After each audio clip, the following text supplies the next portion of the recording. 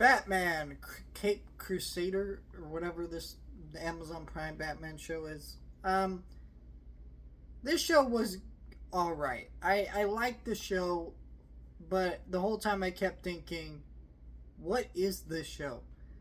Let me explain.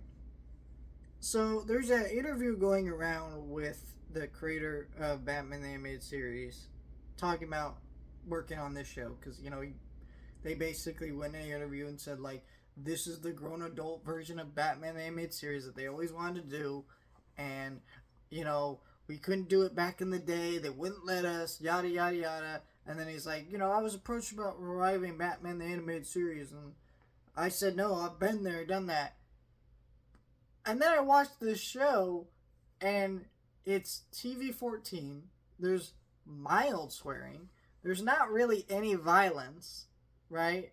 There's not more adult themes or ideas presented in this show.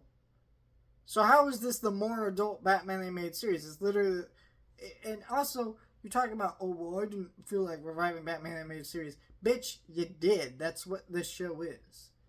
Like, this is not Batman the animated series where it's the same characters, but in style and presentation, in a lot of ways, it is. Even our voice of Batman here is literally just doing a Kevin Conroy impression, a very good one, to the point where I thought it was Kevin Conroy, even though he's not around anymore. I thought, oh, well, did he maybe record this as his last role? Our new Batman's really good here. But, yeah, so there's that, and then there's the other factor of, like, this show is set, like, in early 1920s, like, stuff. It's kind of, was it 1920s, 1940s? I forget what time period this is set, but, they kind of play around with that in the show. I'm like, Batman the Animated Series already did that. It was kind of like a more futuristic version of that, but it still was that, and a lot of the stories and characters feel exactly out of Batman animated series. I mean, there's some changes, obviously, like Harley Quinn's very different. The show doesn't have as many, like, humorous moments with, like, characters like the Joker or Harley Quinn, for example. Like, Harley Quinn's actually kind of fucked up in this show, but, like, I don't know.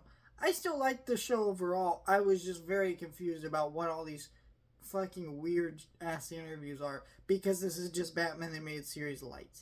Like, it's not as good as Batman animated series, because what made Batman animated series was the style and presentation and his music, which the style and presentation here is similar but not exactly as good.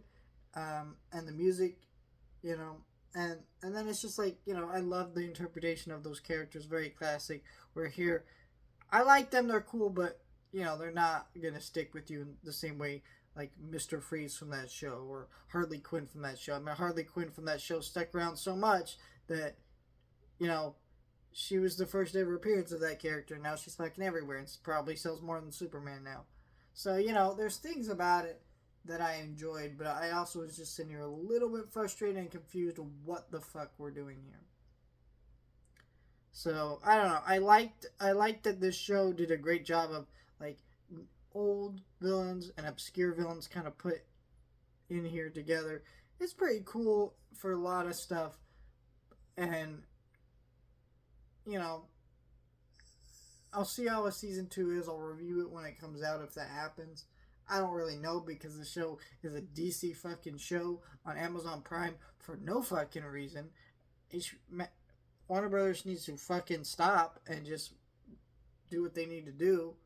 But yeah, it's a fun show. I think if you like Batman, it's worth watching. It's only 10 episodes. I watched one a day and finished it pretty quickly, but it still was a little bit of a frustrating watch because I'm just sitting here like, what the fuck is this show? And probably when I rewatch the show, I'll probably enjoy it more because I'll be able to just sit with what this show actually is instead of the knowledge of these weird fucking interviews. But still, it was really weird.